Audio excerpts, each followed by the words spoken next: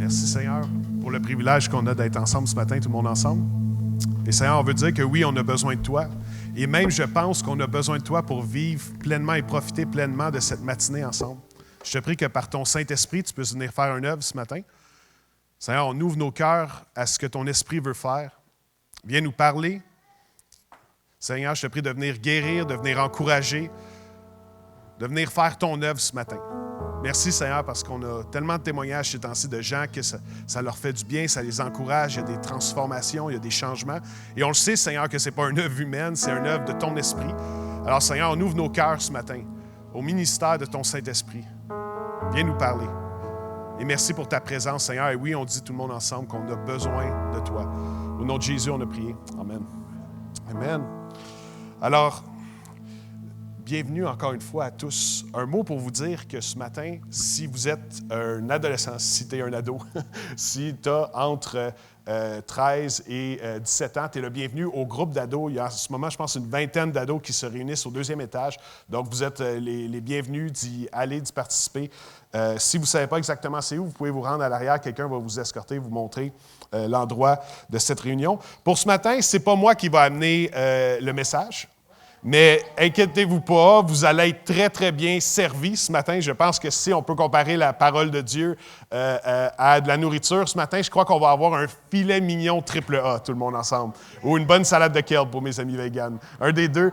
Et ce matin, on a le privilège d'avoir avec nous le pasteur Marc Lecomte, qui est à l'Église Nouvelle Vie, qui est vice-président de l'Association chrétienne pour la francophonie, le président aussi de l'Institut de théologie pour la francophonie. C'est un homme qui porte beaucoup de fruits depuis plusieurs décennies, un fruit stable, un fruit en croissance. Moi-même, j'ai été formé quand je me suis reconsacré, quand j'ai revalorisé ma relation avec Dieu.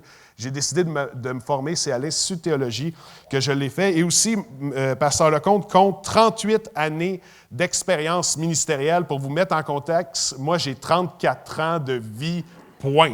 Donc, on est à la bonne posture pour recevoir l'expérience. Ce matin, il y a une sagesse aussi. Et pasteur Marc, c'est un homme de cœur, c'est un homme de vision. Et on est vraiment privilégié de l'avoir avec nous. Est-ce que vous voudriez lui souhaiter avec moi la bienvenue ce matin? Pasteur Marc Lecomte. Thank you. Merci. Quelle joie pour moi d'être avec vous ce matin, moi et mon épouse qui est avec moi à Acts 21 Magog pour la première fois. Alors, merci, c'est vraiment un grand privilège pour nous. Je vous apporte les salutations de la grande famille ACF, comme pasteur Hugo a mentionné. Nous avons fondé il y a plusieurs années un organisme, une association qui compte des centaines d'ouvriers, églises, organismes ici au Québec, partout dans le monde francophone. Et on est heureux d'avoir Église Acts 21 comme une église associée avec ACF, d'avoir pasteur Hugo, qui est un ouvrier accrédité avec l'ACF. Alors, j'apporte les salutations de cette grande famille, puis aussi de l'ETF, comme pasteur Hugo a mentionné, une école biblique que nous avons fondée en 2005, un centre de formation pour enseigner le leadership dans l'Église, la théologie, la Bible, les profondeurs de la Bible, accrédité par l'Université Laval. On offre des cours sur place à Longueuil, mais aussi en ligne. S'il y en a qui s'intéressent, vous avez le site Internet qui est là avec toute l'information pour suivre au niveau universitaire une école biblique et une formation. Puis nous avons plus que 1000 diplômés de l'ETF aujourd'hui qui œuvrent partout dans le monde francophone. Alors, vous avez les salutations aussi de l'ETF et aussi de la grande famille Église Nouvelle Vie, où je suis pasteur associé. Vous salue aussi. Nous sommes tellement fiers de vous. Bravo, pasteur Hugo, Laurence, toute l'équipe.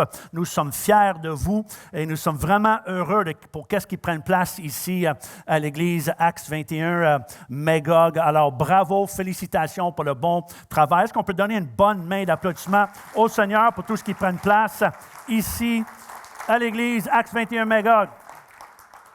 Et mon épouse et moi, on est heureux d'être avec des amis chers de longue date, Luc et Sonia Blanchette, qui sont avec ce matin, qui sont membres de l'Église Acts 21 Magog maintenant. On aime tellement Luc et Sonia.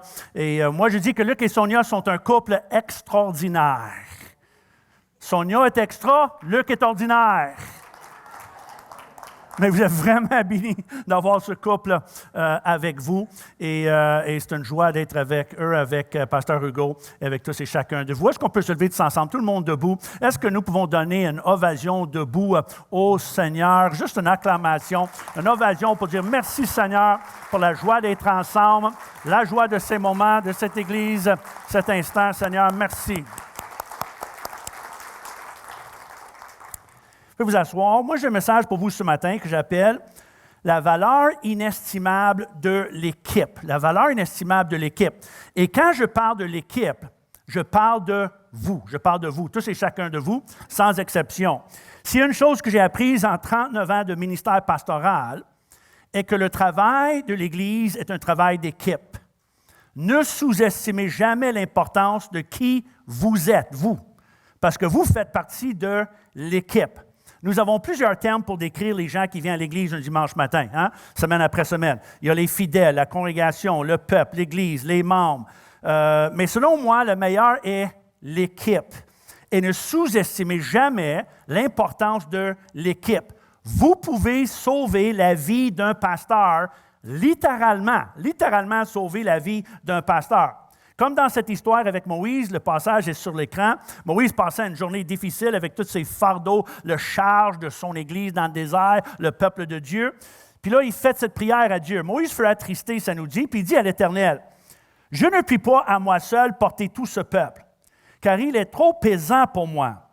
Plutôt que de me traiter ainsi, tue-moi, je te prie, enlève ma vie. Si j'ai trouvé grâce à tes yeux et que je ne vois pas mon malheur. Tue-moi, je te prie. » Combien sont heureux que Dieu ne répond pas toujours oui à toutes nos prières? Hein? Pas toujours oui. Il prie, enlève ma vie. Mais Dieu répond comment? Il n'enlève pas sa vie.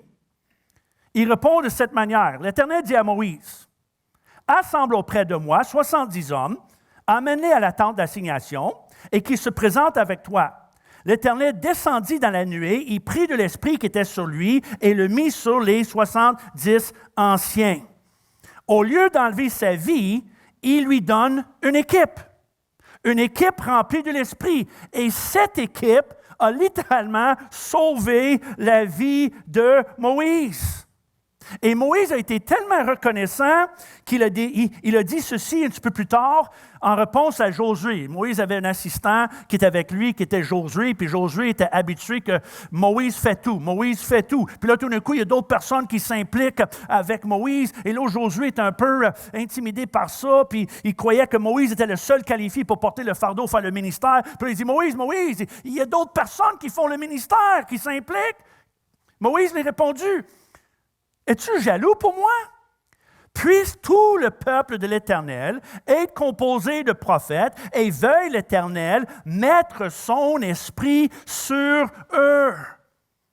Est-ce que la prière de Moïse était exaucée? Moïse a fait une autre prière ici. Il dit, moi j'aime tellement ce travail d'équipe. Moi je prie pour le jour que pas seulement 70 personnes, mais tout le peuple de Dieu et l'Esprit de Dieu est pour travailler en équipe. Et la prière de Moïse a été exaucée 1500 ans plus tard, le jour de Pentecôte, comme décrit en Actes chapitre 2, quand le Saint-Esprit a descendu sur l'Église afin que l'ensemble de l'Église soit prêt et préparé par Dieu pour faire le ministère ensemble comme qu'il fait encore aujourd'hui. Le Seigneur nous donne son esprit afin qu'ensemble, toute l'Église soit prêt et préparée pour faire le ministère. Est-ce que je peux entendre un amen à ça? Car personne ne doit porter le fardeau ni le travail seul. Vous êtes la réponse à la prière de Moïse, le jour où le Saint-Esprit est donné à toute l'Église pour équiper chaque personne d'être un membre de l'équipe pour la vision et la mission de votre pasteur. Est-ce que vous êtes d'accord avec moi? Alors, quelles sont les qualités nécessaires pour être un membre de l'équipe? Si on fait partie de l'équipe, on est appelé de faire partie de l'équipe, on est équipé pour faire partie de l'équipe par le Saint-Esprit. Voici ce que j'ai découvert après presque 40 ans de ministère, les qualités nécessaires pour être un membre de l'équipe bénéfique et utile. Qu'est-ce que ça prend pour être un membre de l'équipe productif et de grande valeur? Ça prend la prière vive, la présence assidue, la parole encourageante et la participation tangible. D'abord, la prière. La prière vive et ardente. Pourquoi la prière? Parce que la prière nous prépare spirituellement. La prière nous prépare afin de faire de nous une équipe spirituelle. Les gens sur qui l'Esprit de Dieu repose, en qui l'Esprit de Dieu agit et par qui l'Esprit de Dieu communique et travaille comme avec l'équipe de Moïse. La prière fait de nous une équipe de personnes choisies et ointes par l'Esprit.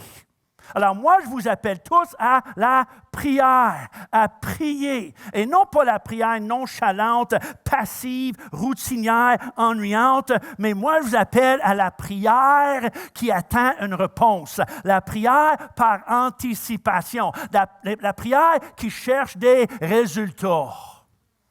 Un peu comme Néhémie a prié. Le verset est sur l'écran ici. Moi, j'aime cette prière de Néhémie. Dis, Seigneur, que ton oreille soit attentive à la prière de ton serviteur et à la prière de tes serviteurs qui veulent craindre ton nom. Donne aujourd'hui du succès à ton serviteur. J'aime cette prière. Seigneur, on cherche des résultats. On veut du succès pour notre travail. Seigneur, donne du succès à ton serviteur. Néhémie n'était pas gêné de demander pour le succès, un fruit, des résultats pour son travail. Prions pour des résultats et attendons des résultats. Je ne sais pas si vous savez, mais la grande majorité des religions sur la planète sont des religions fatalistes. La grande majorité des religions dans le monde, c'est des religions fatalistes qui croient que tout est prédéterminé par Dieu ou par les dieux. Puis il faut qu'on accepte notre sort d'une manière passive parce que ça doit être la volonté des dieux ou la volonté de Dieu prédéterminée. Et ce sont des religions fatalistes. Mais croyez-moi, la foi chrétienne n'est pas une croyance pessimiste, fataliste, passive. Nous croyons qu'avec Dieu, par la prière, nous pouvons changer des choses, des circonstances, des familles, des vies et même des villes. On n'est pas des fatalistes. La prière change des choses. Nous croyons que nous pouvons, par la prière, saisir les promesses de Dieu afin de transformer notre réalité, notre destinée et notre avenir. C'est pour ça que je vous appelle en tant que membre de l'équipe de cette Église à cette prière avec anticipation. Nous voulons des résultats dans nos vies, nos familles, notre Église, notre ville. Nous voulons des résultats pour le Québec. On attend un fruit, un percé. Et c'est l'intercession de cette manière et le contraire du fatalisme. C'est l'anti-fatalisme. C'est de saisir les promesses de Dieu afin d'apporter un changement. Moi, j'aime la citation de Walter Wink, un écrivain théologien, au sujet de l'intercession. Il est sur l'écran. L'intercession est un défi spirituel concernant les promesses de Dieu. L'intercession visualise une possibilité à venir qui, au moment présent, semble être complètement de l'ordre de l'impossible. Elle imprègne l'air du temps au point d'assiéger l'atmosphère du moment. C'est clair. L'histoire appartient aux intercesseurs qui croient en l'avenir. L'avenir appartient à quiconque peut envisager une nouvelle possibilité souhaitée selon les multiples facettes de la foi considère alors étant inévitable. Les églises se lamentent continuellement sur leur incapacité à apporter des changements. Sont en fait dans la position enviable où elles peuvent avoir recours à l'arme la plus puissante qui soit. Cependant, cette arme relève d'un pouvoir spirituel, qu'on discerne spirituellement, qu'on l'exerce spirituellement. Ceci requiert des intercesseurs qui ont foi en l'avenir.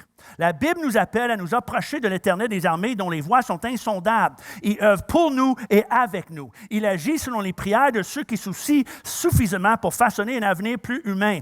La prière biblique est audacieuse, insistante, impudique, impolie. Nous le voyons dans la parabole de la veuve insistante et dans celle de l'ami qui vient frapper à la porte à minuit. L'histoire appartient aux intercesseurs qui croient en l'avenir. Et je crois que tout le monde doit dire oui, yes, à cette parole, à cette citation de Walter Wink. Yes, l'avenir appartient aux intercesseurs. Ceux qui croient à l'avenir. Ceux qui croient au changement, ceux qui croient à la puissance de Dieu. C'est ce qu'on appelle la prière antifataliste. Et moi, je vous appelle à prier de cette manière. Et pour changer notre réalité, notre avenir, l'avenir des personnes que nous aimons, l'avenir de la ville que nous aimons, l'histoire appartient aux intercesseurs qui croient en l'avenir. Et l'histoire de Magog appartient aussi aux intercesseurs qui croient que Dieu peut changer cette ville, sauver cette ville et multiplier la bénédiction de cette Église. Est-ce que je peux entendre un amen à cela? La prière antifataliste.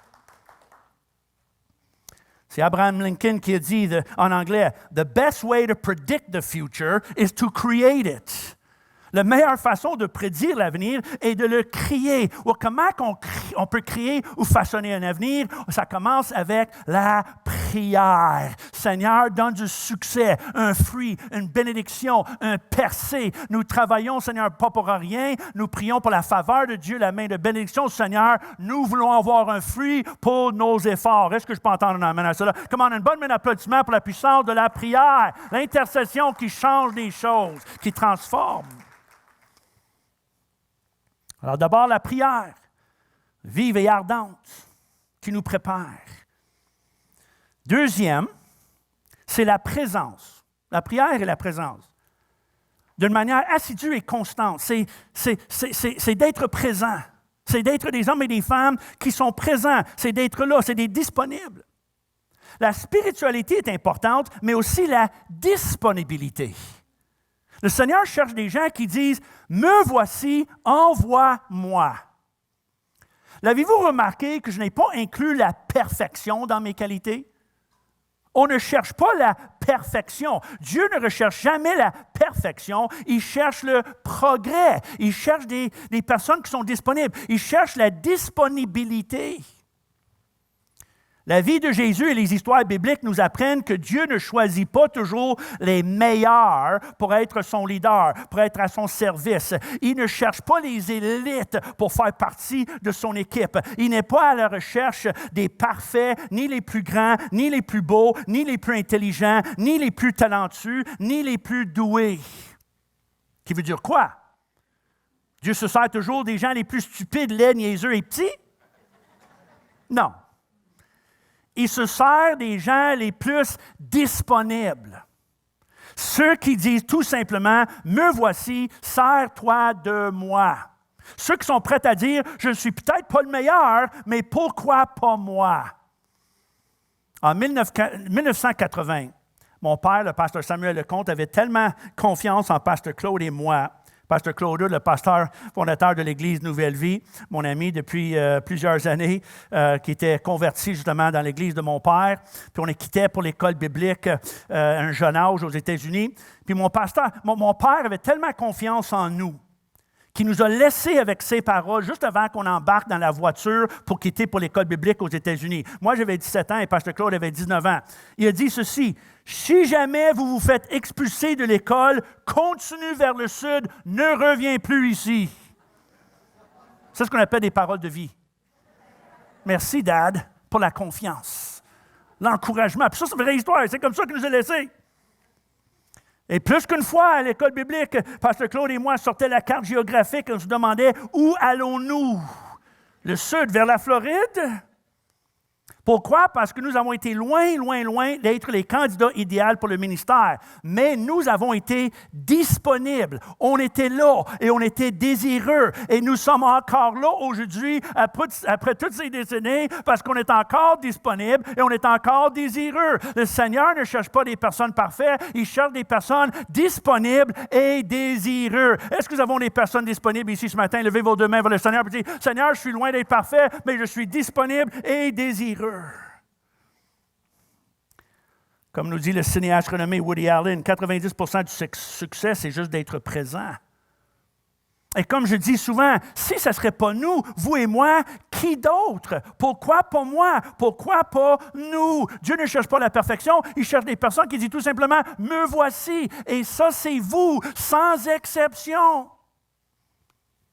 Moi, je me souviens, il y a quelques années, j'étais à New York avec mon ami justement, Pasteur Claude, parce qu'on faisait des missions avec Times Square Church. Et moi, j'étais là 3 jours. Pasteur Claude est arrivé la dernière journée. Puis à la fin de la journée, on était allés dans notre chambre, dans notre hôtel, chacun dans notre chambre. Et moi, je n'avais pas vu mon épouse depuis 3 jours. Alors, je lui ai envoyé un petit texto. J'ai dit Good night, I love you, miss you en anglais. Bonne nuit, je t'aime, tu me manques. Mais je l'ai envoyé à Pasteur Claude par erreur. Vraie histoire. So, nous, on est ensemble toute la journée, et là, on rentre chacun dans notre chambre, et tout de suite, il reçoit un texto de moi, « Bonne nuit, je t'aime, tu me manques. » Il a regardé le texto, puis là, il a répondu, « Ben, je t'aime aussi. Mais je ne pense pas que ce texto est pour moi. » Puis là, j'ai marqué que je l'ai envoyé à la mauvaise personne. Je voulais l'envoyer ça à mon épouse. Une bonne chance que j'ai rien que dit ça. Ça fait quand même 38 ans qu'on est mariés. Alors, je l'ai envoyé à la bonne personne. So, je dis cela parce que Pasteur Claude, il savait que c'était un bon message, mais ce n'était pas pour la bonne personne. Et je dis ça parce que combien de fois, Pasteur Hugo, on entend un bon message, c'est une bonne parole, on lit les promesses de Dieu, puis on dit, mais c'est une bonne parole, mais ça doit être pour quelqu'un d'autre. Moi, je suis l'exception. Moi, je ne suis pas digne. Moi, je ne suis pas à la hauteur. Moi, je ne suis pas à la mesure de faire ces choses-là. C'est une bonne parole, mais ça doit être pour quelqu'un d'autre. Mais moi, je suis ici pour vous dire ce matin que la parole de Dieu est la bonne parole pour la bonne personne. Et vous aussi, si vous êtes disponible, le Seigneur peut sanctifier, transformer, libérer et servir de vous. C'est la bonne parole pour les bonnes personnes. Vous faites tous membres de l'équipe. Est-ce que je peux entendre un amen à cela? Je dis jamais, mais comment moi? Pourquoi moi? Comment ça se fait que? Si vous êtes disponible, désireux, le Seigneur est là. Le Seigneur va vous équiper et servir de vous. C'est la bonne parole pour les bonnes personnes. Quelqu'un, il faut le faire. Alors, Seigneur, nous voici disponibles. Remplis-nous de ton esprit. Donne-nous les qualités nécessaires pour être des membres de l'équipe utile. Nous nous engageons à être des personnes qui prient, qui sont présents, mais aussi qui communiquent des paroles de vie. Des gens qui inspirent et encouragent par leur physionomie et par leurs paroles, avec leur voix et leur visage. Être membre de l'équipe veut dire que, oui, je prie avec le pasteur, je prie pour mon Église, j'intercède. Ça veut dire que je suis présent, je suis là, je suis disponible pour servir. Mais en même temps, ça dit, un membre de l'équipe de grande valeur, c'est quelqu'un aussi qui encourage, avec sa physionomie, ses paroles, sa voix, son visage. Il est tellement facile, sous les pressions de la vie, de dégager la frustration, de dégager la colère, la déception, le découragement. C'est tellement facile de dégager l'amertume, le négativisme ou l'impatience sans se rendre compte. Parfois, les gens autour de nous payent le prix pour nos défis personnels, financiers, sociaux, professionnels ou familiales. Parce qu'on a des défis. Alors, on dégage à cause de toutes ces pressions, ces défis, ces problèmes, que ce soit professionnel, que ce soit personnel, que ce soit familial. Il y a des gens qui payent pour notre mauvaise attitude, pour nos paroles, notre colère, pour ce qu'on dégage. Et je peux comprendre. Je peux comprendre que la vie mariée et familiale n'est pas toujours facile. Je peux comprendre ça. Quand on pense au mariage, on met 2 pécheurs ensemble. Chacun avec ses imperfections, ses faiblesses, ses habitudes et son bagage émotionnel. Et là, on les demande de vivre ensemble, sous le même toit et dans le même lit, pour le reste de leur vie, en harmonie et en paix. Le mariage est un miracle. Dans l'ancien temps, ce n'était pas trop pire, les gens mouraient à 40 ans. Mais là, on vit jusqu'à 80 ans ou plus, ça donne plus de temps pour tomber en amour, tomber ses nerfs. Et en plus, on ajoute des enfants, d'autres petits pécheurs.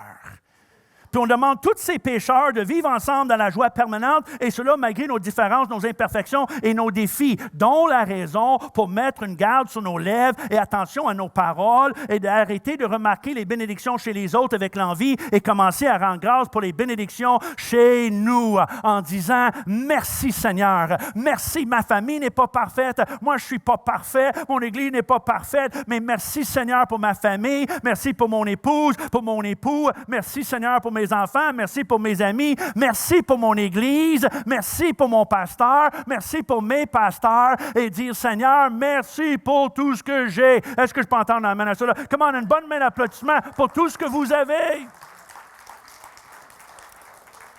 Dégagez l'inspiration, l'encouragement, les compliments. Surtout à l'Église. Quand on est membre de l'équipe à l'Église, on veut être un membre qui encourage. Un petit conseil que je vous donne pendant que j'ai le micro. Encouragez votre pasteur de temps en temps. Encouragez-lui et les autres. Donne-lui des compliments. Encourage. En tant que pasteur et prédicateur, nous sommes plus fragiles que vous pensez. Dis-lui bonne parole, pasteur. Merci pour ton leadership, ton engagement, et l'équipe, et les bénévoles, et les musiciens. Une parole d'encouragement. Moi, je sais, par toutes ces années de ministère pastoral et de communication publique, on est plus fragile que vous pensez. Ça nous fait du bien d'avoir des compliments, puis l'encouragement. Il y a quelqu'un qui m'a déjà dit, « Pasteur Marc, je ne veux pas te donner des compliments parce que je ne veux pas enfler ta tête. » Moi, j'ai dit, « N'inquiète-toi pas, il y a quelqu'un en arrière de toi qui va la désenfler assez rapidement. » C'est un travail d'équipe.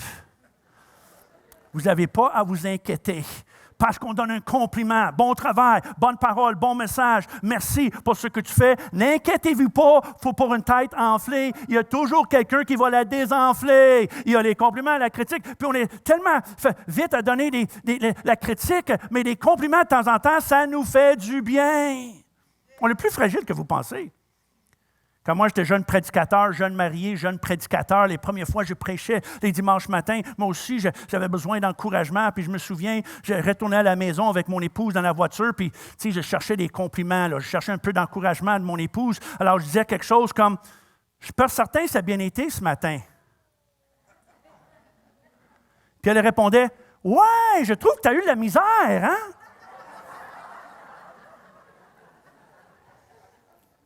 La misère, essaie de prêcher, toi, et tu vas voir que c'est pas facile. Ça finissait toujours en chicane. J'ai arrêté de demander. Mais on est plus fragile que vous pensez. D'encouragement, de compliments, d'inspiration, d'optimisme, d'enthousiasme. Tout ce qu'on peut dégager avec notre physionomie et nos paroles, avec un sourire, avec un visage, avec nos voix, encouragement. Il y a la prière, il y a la présence, on participe, on est là. Tu peux compter sur nous, mais aussi on dégage quelque chose, on inspire, on encourage. Un membre de l'équipe de valeur encourage, édifie, inspire, dit merci. La prière, la présence, une parole encourageante. Et en finale, une participation tangible. Une participation tangible. Soyons des personnes fidèles et fiables, à qui votre Église peut confier des tâches et des responsabilités. Proverbe 26, ça nous dit, « Beaucoup de gens proclament leur bonté, mais un homme fidèle, qui le trouvera? » Qui le trouvera? J'espère que la réponse à sa question est « Nous l'avons trouvé ici ce matin à l'Église, Acts 21, Magog. Nous avons non seulement trouvé un, mais nous avons trouvé plusieurs, des hommes et des femmes fidèles, des personnes engagées, des personnes qui participent. » Proverbe 26, c'est une autre façon de dire « Tout le monde a des bonnes intentions, mais qui est prêt à s'impliquer, donner et diriger? Combien peuvent dire « Je suis cette personne » ? Car rien n'est accompli par des bonnes intentions seulement. Ce matin, je vous appelle à être des serviteurs leaders et ne sous-estimez jamais l'importance de ces personnes dans le royaume de Dieu. Remarque ce que Jésus a dit il y a 2000 ans. Il a dit à ses disciples, « La moisson est grande, mais il y a peu d'ouvriers. Priez donc le maître de la moisson d'envoyer des ouvriers dans sa moisson. » Et si la moisson était grande il y a 2000 ans, elle est encore plus grande aujourd'hui. Puis avez-vous remarqué qu'est-ce que Jésus a dit? Il n'a pas dit, il a dit priez. Il dit, la moisson est grande, mais il y a très peu d'ouvriers. Alors il a dit priez. Mais vous remarquez, il n'a pas dit prie pour la puissance, prie pour le réveil, prie pour le feu, prie pour la puissance, prie pour l'onction. Mais il dit, prie pour des ouvriers. Parce que notre problème n'est pas un problème de puissance, c'est un problème de personnel. Besoin d'ouvriers, bénévoles, des faiseurs, des doers. Il a dit, prie pour des ouvriers. Et un jour, nous voulons entendre les paroles de Jésus. Bien fait, bon et fidèle serviteur, entre dans la joie de ton maître. Matthieu 25. Il n'a pas dit non pas bien dit, bien cru, bien pensé, bien ressenti, mais bien fait, bien fait. Et pour que cette Église, comme n'importe quelle Église, pour que cette Église accomplisse la mission et la vision que le Seigneur vous a confiée d'être une Église de croissance, multiplication, bénédiction, il nous ne faut pas des spectateurs qui regardent, observent et offrent des critiques et des commentaires. On n'a pas besoin des spectateurs, on a besoin des participants.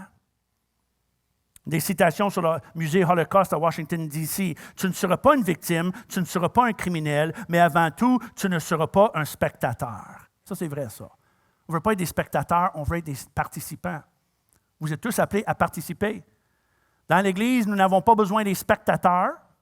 Nous n'avons pas besoin non plus des cheerleaders. Il y a les deux dans l'Église, hein? Il y en a ceux qui sont rien que des spectateurs. Il vient juste pour observer, peut-être évaluer, tout ça, une réunion de temps en temps des spectateurs. Mais il y en a d'autres qui sont juste des cheerleaders. Ça, c'est ceux qui disent « Oui, vous êtes capables. Oui, bravo. On applaudit. On dit Amen. Yeah, c'est bien, bon message, belle vision. Yes, Amen.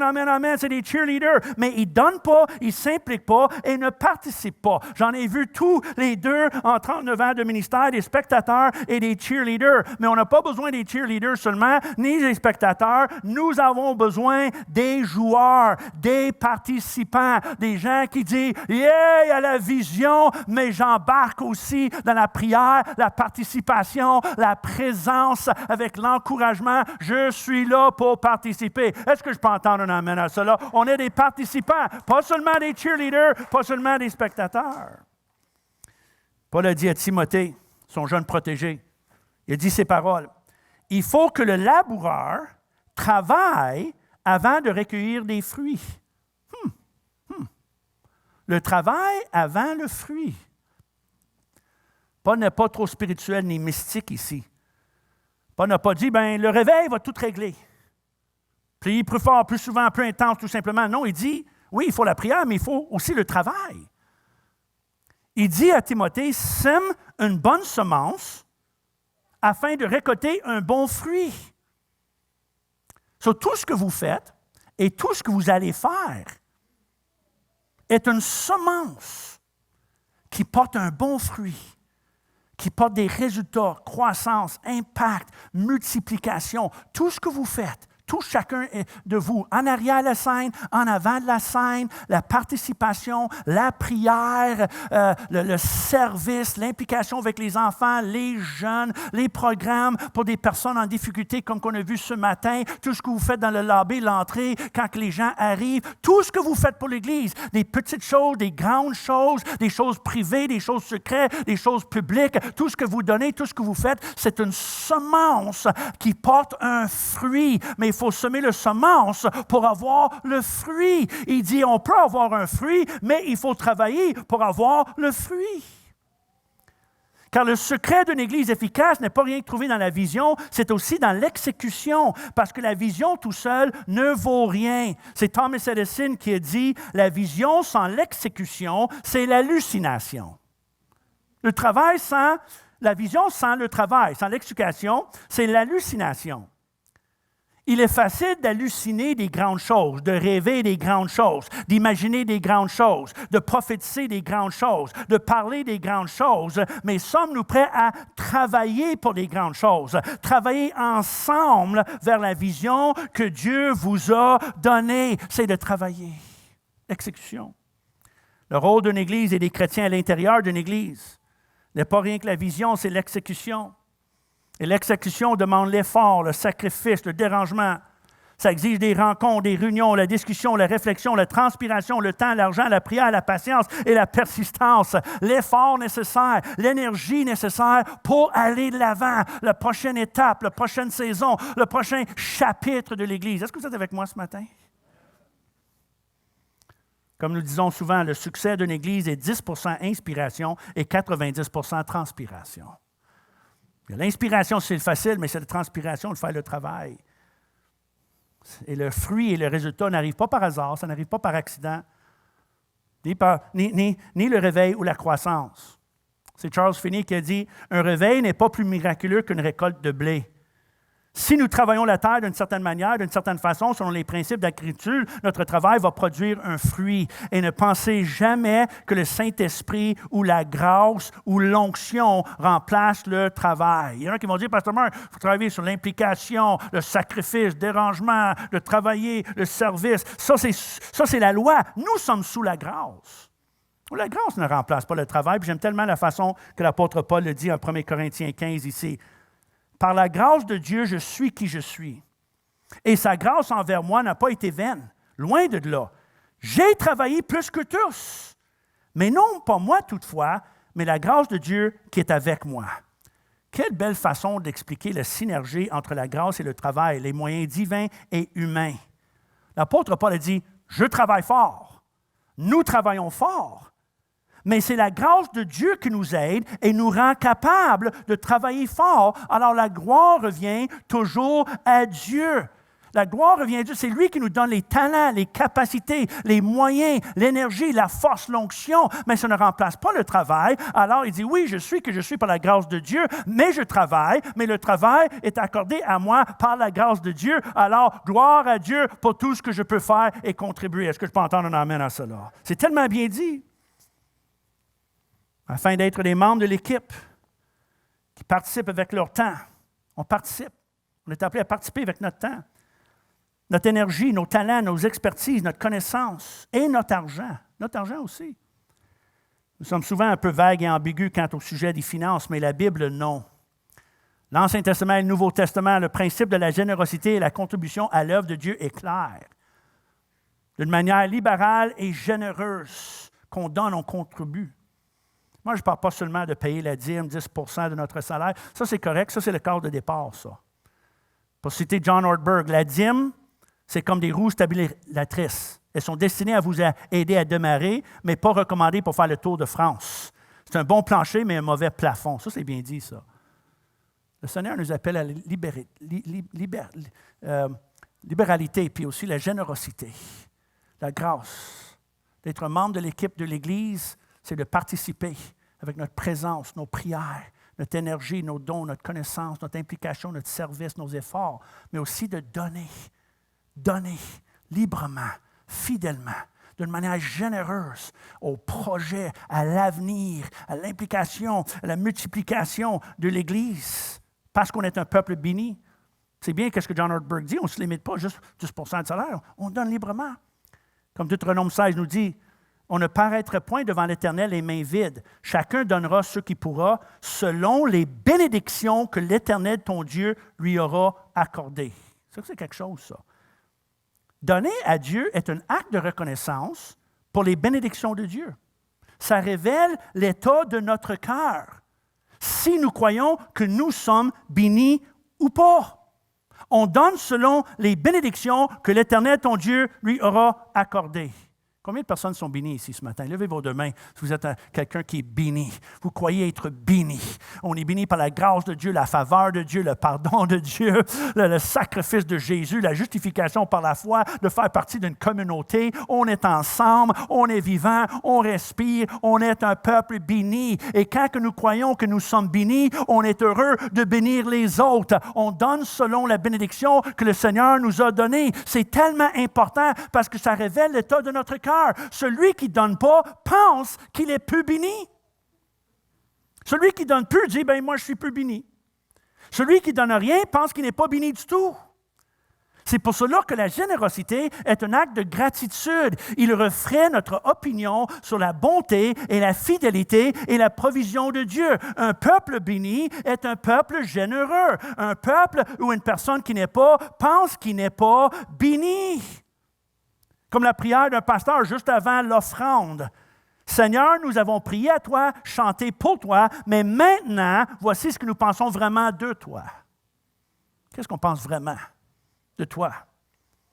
Comprenez, donner n'est pas une façon de repayer notre dette envers Dieu, mais c'est un moyen pour cultiver un cœur généreux, un cœur reconnaissant pour les bénédictions de Dieu, une confiance en la provision de Dieu, un reflet d'une façon concrète et tangible, l'importance que nous donnons à la mission de l'Église, ce que nous croyons vraiment de l'Église et sa mission et sa cause, c'est de donner parce que nous reconnaissons que nous sommes un peuple béni qui vit des moments bénis, que le Seigneur agit ici au Québec, à Magog, et nous avons le grand privilège de participer en ce que le Seigneur fait. C'est pour ça qu'on prie, c'est pour ça qu'on est là, c'est pour ça qu'on participe, c'est pour ça qu'on encourage, parce que nous avons le privilège, et c'est pour ça qu'on donne, parce que nous avons le privilège de participer dans ce que le Seigneur fait. Saviez-vous que le Seigneur agit d'une manière merveilleuse, miraculeuse, aujourd'hui en 2023, ici au Québec? Est-ce que vous le croyez?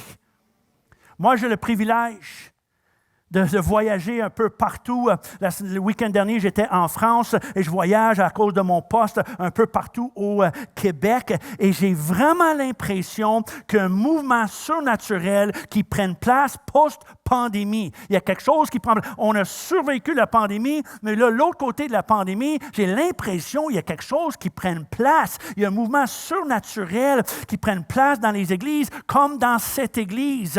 Actes 21, Nouvelle-Vie, les églises en CF un peu partout. Moi, j'ai voyagé des dizaines d'églises cette année, des 4 coins du Québec, Laval, Québec, Charlevoix, Sept-Îles, Montréal, Longueuil, Trois-Rivières, Sorel, Repentigny, même en France. Il y a quelque chose de divin qui prend place. Il y a comme un mouvement, une multiplication, une bénédiction. Il y a un mouvement spirituel qui prend place aujourd'hui. Puis je pense qu'on n'a rien vu encore de la main de faveur, de bénédiction, de multiplication dans les églises et vous faites partie de ce que le Seigneur fait et c'est pour ça que c'est un privilège. Seigneur, c'est une grâce de prier, donner, participer, servir en arrière la scène, en avant la scène parce que le Seigneur fait quelque chose de merveilleux aujourd'hui ici au Québec. Je le témoigne, je le vois et je le vois ici ce matin. Comment on a une bonne main d'applaudissement au Seigneur pour tout ce qui prend place. Il y a quelque chose qui prend place aujourd'hui post-pandémie. On le voit, on le témoigne, on l'expérience. Nous avons la joie non seulement de témoigner ce que le Seigneur fait, mais vous avez la joie et le privilège de participer avec la vision et mission de cette Église ici dans cette ville. La pandémie nous a secoués, mais non pas détruits. Au contraire, nous sortons plus forts que jamais. Il y a quelqu'un qui a déjà dit, tous les fêtes juives peuvent être résumées par quelqu'un a essayé de nous détruire, il n'a pas réussi, mangeons. Ça, c'est à peu près toutes les fêtes juives. Quelqu'un a tenté de nous détruire, il n'a pas réussi, mangeons, célébrons. Mais moi, je dis la même chose pour l'Église aujourd'hui. On a passé à travers un moment de tempête, un moment de crise, un moment difficile pour les églises, mais l'ennemi n'a pas réussi à détruire l'Église. L'Église sort encore plus fort. L'Église est fleurissante. L'Église est dynamique, est vibrante, est croissante. Et l'ennemi ne nous a pas détruits. Au contraire, le Seigneur nous a gardés et bénis et nous fleurissons. Alors célébrons, mangeons, réjouissons, applaudissons. Le Seigneur est là. L'Église est vivante et l'Église avance. Nous fleurissons et vont continuer à fleurir et avancer. Et croire Dieu pour encore plus, avec une soif insatiable pour encore plus. Plus de sa présence, oui, mais aussi plus de percées, plus de victoires, plus d'âmes sauvées, plus de résultats. Il faut garder en nous un soif de plus. Né pour un petit pain ne devrait pas faire partie de notre vocabulaire, car nous ne sommes ni des fatalistes, ni des défaitistes, ni des pessimistes résignés à notre sort, mais nous sommes des croyants, nous sommes des chrétiens, nous sommes des personnes de foi, nous sommes des personnes confiantes. Et rien dérange l'ennemi, plus qu'un peuple qui refuse l'apitoiement, qui résiste le découragement et sont résolus d'aller de l'avant avec foi, espérance et anticipation et confiance, non pas en nous, mais en Dieu. Est-ce qu'on peut encore donner une bonne main d'applaudissement au Seigneur pour ce qu'il fait? J'invite les musiciens en avant. Est-ce qu'on peut se lever tous ensemble, tout le monde debout? Comment tout le monde debout d'en arrière jusqu'ici en avant et donner encore une acclamation au Seigneur pour sa bonté, pour sa grâce, pour le privilège que nous avons d'être ensemble. Nous croyons que nous ne croyons pas que nous sommes grands et capables, mais que nous servons un Dieu qui est grand et capable de faire des grandes choses avec des personnes comme nous, dans un endroit comme ici, même en 2023. Moi, j'aimerais avoir le privilège, pendant que les musiciens jouent doucement ici en arrière de moi, j'aimerais avoir le privilège de prier pour vous et avec vous. Est-ce que je peux vous inviter, juste de lever vos deux mains vers le Seigneur, si vous dites, Seigneur, me voici, me voici. Le Seigneur, je sais qu'il n'y a personne parfait dans cette salle. Personne n'est parfaite. Mais Seigneur, nous voici disponibles. Je suis disponible, Seigneur. Me voici, envoie-moi. Sers-toi de moi. Seigneur, me voici non seulement disponible, mais désireux. Je désire participer. Seigneur, je désire participer dans ton œuvre. Seigneur, je veux voir une percée. Je veux voir, Seigneur, une transformation. Je veux voir des résultats. Seigneur, nous voici. Seigneur, vois cette Église. Tu connais le nom de chaque personne ici. Seigneur, tu connais le nom, l'adresse de chaque personne ici. Tu connais les soucis, les défis, les choses qui nous gardent réveillés la nuit. Tu connais nos faiblesses, nos imperfections, Seigneur. Mais nous voici ici. Le 10 juin 2023 ici, Seigneur, le 11 juin 2023 ici, dans la ville de Magog, tu vois ce peuple. Merci pour le témoignage de cette Église. Merci pour chaque homme, femme et jeune qui est ici dans cette salle, Seigneur. Merci pour l'influence, l'inspiration, l'impact de cette Église, de ce mouvement aussi. Actes 21. Seigneur, tu nous vois. Et Seigneur, tu vois un peuple qui désire encore plus, un soif insatiable pour encore plus, Seigneur. Tu vois un peuple désireux. Seigneur, sers-toi de nous. Et Seigneur, je réclame chacune de ces personnes comme membres de l'équipe, des personnes de prière, la prière avec anticipation, d'intercession. Seigneur, donne-nous du succès pour notre travail. Donne-nous un fruit, une percée, la multiplication, la bénédiction comme Néhémie, Seigneur. On réclame encore plus de succès ici dans cette ville, encore plus de succès dans nos vies, dans nos ministères, dans l'Église. Seigneur, nous voici, des personnes qui s'engagent à la prière, des personnes qui s'engagent à être présents, d'être là, d'être les colonnes, des personnes qui soutiennent par leur présence, des personnes, Seigneur, qui vont inspirer, encourager, qui vont communiquer la foi, la joie, l'optimisme, la confiance, les possibilités, Seigneur. Des hommes et des femmes qui sont des bénédictions au travail, à l'école, dans le quartier, le voisinage. Bénédictions à l'Église, qui bénit, qui inspire, qui encourage, Seigneur, qui brille avec leur physionomie et leurs paroles. Et Seigneur, surtout des personnes qui participent. Nous voici des hommes et des femmes qui désirent être fidèles, engagés.